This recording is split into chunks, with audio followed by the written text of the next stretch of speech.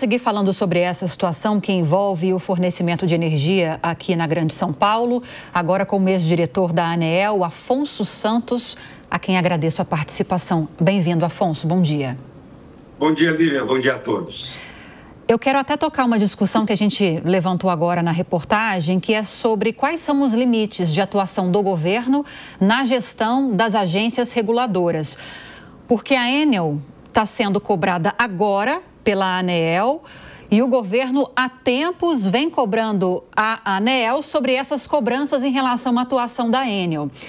E aí a ANEEL respondeu que não, que o governo não pode sugerir, o governo federal não pode sugerir a cassação da concessão, o fim desse contrato. Até onde o governo pode ir? Eu acho começar diferenciando o que é governo e o que é Estado. Estados são estruturas estáveis, né? A justiça, por exemplo. Nós podemos concordar, discordar do juiz, caso do Supremo, por exemplo, mas nós não podemos falar para o Supremo decida assim, decida assado. Isso é absolutamente fora de contexto num país democrático, onde as instituições têm que ser preservadas e onde o mercado só existe se ele tiver equilíbrio, se ele tiver estabilidade. Senão não teremos mercado, não teremos muito menos investimentos estrangeiros, que é o que nós precisamos. O setor elétrico, eu vivi isso, foi da primeira diretoria. A criação da ANEEL foi fundamental para que se construísse um ambiente para atrair o capital privado, para atrair capital estrangeiro. Então, este ponto tem que ser respeitado. A ANEEL, a agência reguladora, é um órgão de Estado, não de governo.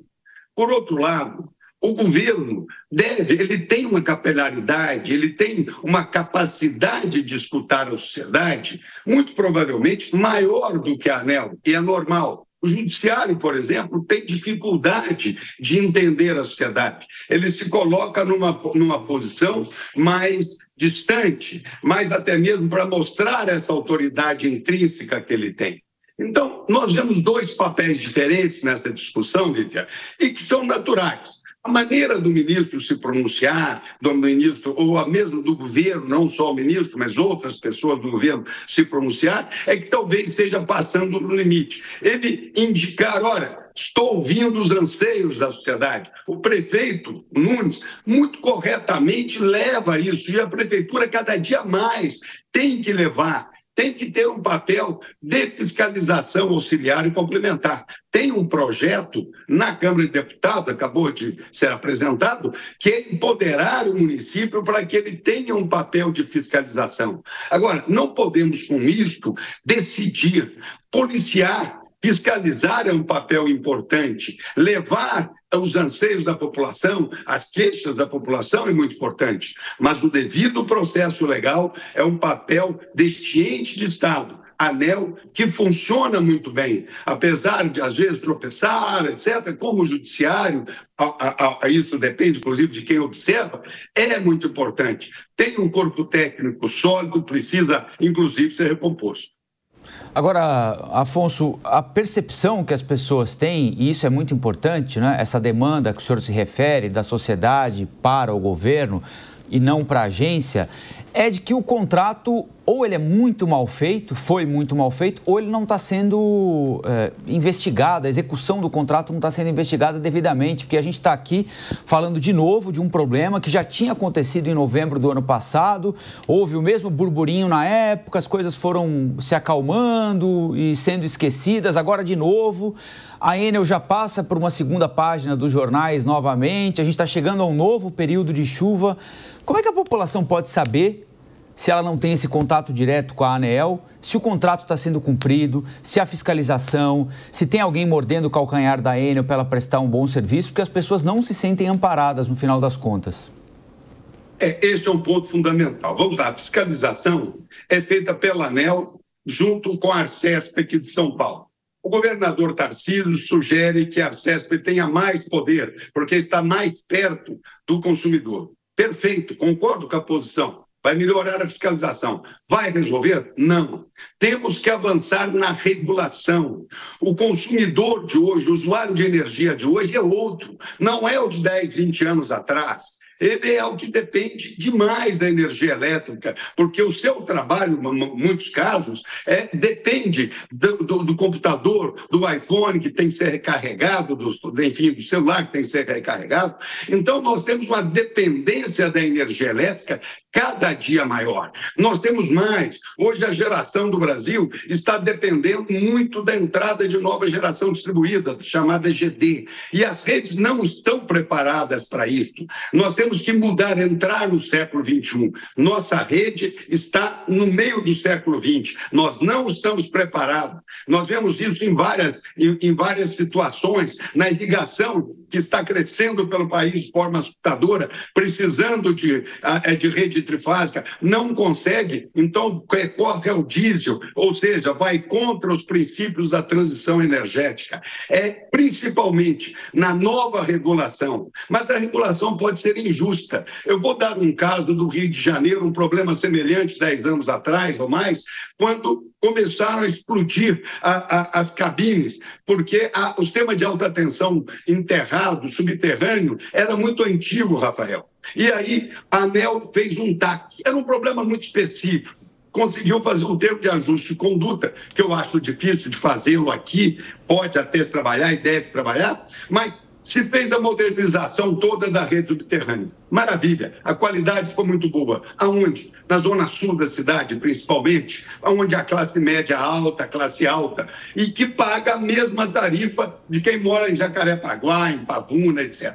Aonde não tem rede subterrânea. Ora, temos que avançar na regulação, colocando a modernização, mas associando não só o consumo de energia, mas a qualidade de energia. Um consumidor de energia nos jardins tem a disponibilidade, o desejo de ter uma qualidade maior e pode pagar. O da periferia quer uma qualidade melhor, mas não vai poder pagar tão caro quanto vai pagar o dos jardins. Vamos diferenciar isso aí, que talvez consigamos já modernizar bastante, mas nunca no curto prazo. Essa modernização da rede da Enel deveria ter acontecido, e houve pressão da prefeitura naquela época, 15 anos atrás, quando obrigava a enterrar grande parte das redes em lugares sensíveis. E ali sim, houve um erro no contrato e a ANEEL se colocou contra os interesses do município, e digo, portanto, dos munícipes, quando ele falou, não, este é assunto federal.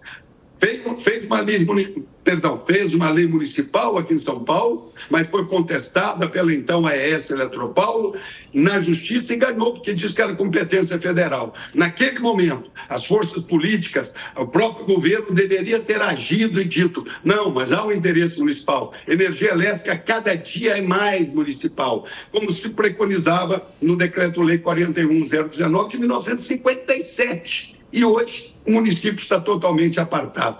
É essa a maior preocupação minha, a modernização da regulação, Rafael. Beraldo. Afonso, bom dia. A gente vê que esse assunto da Enel em São Paulo tomou uma repercussão nacional. Realmente é um vexame que a maior cidade do Brasil, onde tenham grandes empresas, grandes escritórios, operações muito sensíveis, de repente fica no escuro.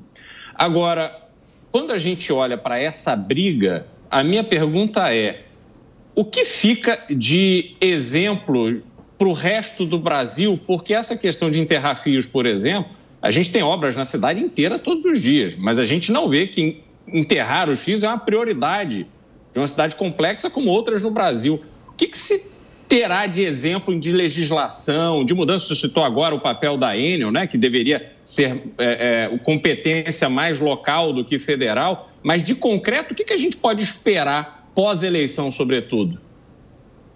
Vamos colocar a situação pós-eleição, corre dois riscos, duas possibilidades.